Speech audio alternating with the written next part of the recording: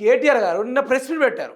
Press meet పెట్టి ఈ భగీరథ్‌ని 9 రోజులు దాచిన గాడిద ఎవడని చెప్పేసి కేటీఆర్ గారు కంప్లీట్‌గా మాట్లాడి బట్టలు విప్పి రోడ్డు మీద నిలబెట్టినట్టుగా నిన్న ఓ వ్యవహారం పైన డీప్‌గా ఇది సబ్జెక్ట్ తోటి కేటీఆర్ గారు మాట్లాడారు. ఆ దోషి ఎవడు, ఆ దాచిపెట్టిన దొంగ ఎవడో కూడా బయట పెట్టేసిండు. భగీరథ్ 9 రోజులు దాచింది రేవంత్ రెడ్డి. అబ్బా కథ చూసిర్రా. అందుకనే రేవంత్ రెడ్డి లాస్ట్కి అంటే బండి భగీరథ్ బయటికి వచ్చే ఆ రోజు రాత్రి వరకు వేరే ముచ్చట గురించి మాట్లాడలే. బయటికి రాలే మనిషి.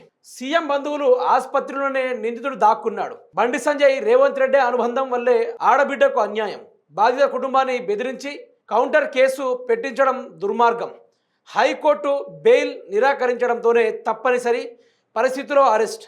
సోషల్ మీడియాలో వచ్చేదాకా, నేషనల్ మీడియాలో వచ్చేదాకా తెలుగు మీడియా రిపోర్ట్ చేయకపోవడం సిగ్గుచేటు. రాష్ట్రంలో ఎక్కడ ఆడబిడ్డలకు అన్యాయం జరిగినా కొట్లాడింది బీఆర్ఎస్ పార్టీయే. నా బామ్మర్ది ఫామ్ హౌస్ లో ఏం దొరకలేదని మీ అధికారులే చెప్పారు. బీఆర్ఎస్ వర్కింగ్ ప్రెసిడెంట్ కేటీఆర్ గారు చెప్పారు. ఇప్పుడు అవన్నీ పక్కన పెడితే ఈ బండి భగీరథ్ని దాచింది రేవంత్ రెడ్డా అంటే ఎట్లుందో తెలుసా? ఇది అమ్మాయిల పైన అత్యాచారం ఎవడు చేసినా కూడా, తెలంగాణలో ఎవడు చేసినా కూడా రేవంత్ రెడ్డి బంధువుల ఇంట్లో పోయి దాచుకోవాలి. ఎవరైనా కామాంధుడు ఉన్నాడు అనుకోండి, సడన్గా ఓ అమ్మాయి పైన కామంతో ఏదో ఒకటి చేసి వచ్చేసిండు. ఇప్పుడు వాడు జైలు పోకుండా ఉండాలి. అలాంటప్పుడు ఏం చేయాలి?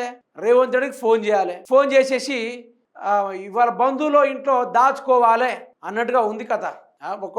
ఒక అమ్మాయికి అన్యాయం చేస్తే వాడిని కుక్క కన్నా హీనంగా తీసుకెళ్ళి వాడిని 3rd డిగ్రీ పెట్టి జైలుకి పంపక వాడిని 9 రోజుల పాటు పందిని మేపినట్టు మేపి, కుక్కని మేపినట్టు మేపి వాడిని రేవంత్ రెడ్డి మెడికోవర్ హాస్పిటల్లో దాచిపెట్టుడు ఎంత సిగ్గుచేటు ఇది. దీని మించిన సిగ్గుచేటు మరొకటి ఉంటుందా? ఇప్పుడు బీఆర్ఎస్ చెప్తుంది, కేటీఆర్ చెప్తున్నారు, రాష్ట్రంలో ఏ ఆడబిడ్డకు అన్యాయం జరిగినా, ఏ వ్యవహారంలో ధర్నాలు రాస్తారోకోలు కబ్జా లాంటివి జరిగినా అక్కడ బీఆర్ఎస్ పార్టీ ఉంటుంది కానీ కాంగ్రెస్ పార్టీ ఉండడం లేదని చెప్పేసి ఆయన మాట్లాడారు. ఏంది ఇది రేవంత్ రెడ్డి? ఇదేనా పనికొచ్చే పనేననేది అని నేను ఏమంటున్నా అంటే, ప్రతిసారి కాంగ్రెస్ ఎందుకు టార్గెట్ అవుతుందంటే, కాంగ్రెస్ పార్టీ ఈ అవినీతి అక్రమాలు చేసేటోళ్ళకి, ఈ యొక్క ఆడబిడ్డలపైన అత్యాచారం చేసేటోళ్లకు కాపాడే ఒక బ్రాండ్ హబ్ అంటారు దీన్ని, కాపాడే బ్రాండ్ హబ్. అందుకనే 9 రోజుల పాటు బిర్యానీ తింటావా, బీరు తాగుతావా అని చెప్పేసి వాడిని జోకుకుంటూ ఇంకా వాని స్థానాలు చేపించి మసాజ్ చేయించారు కావచ్చు. ఇంకా ఎంత సిగ్గుచెడు రేవంత్ రెడ్డి, ఇంత సిగ్గుమాలిన పని.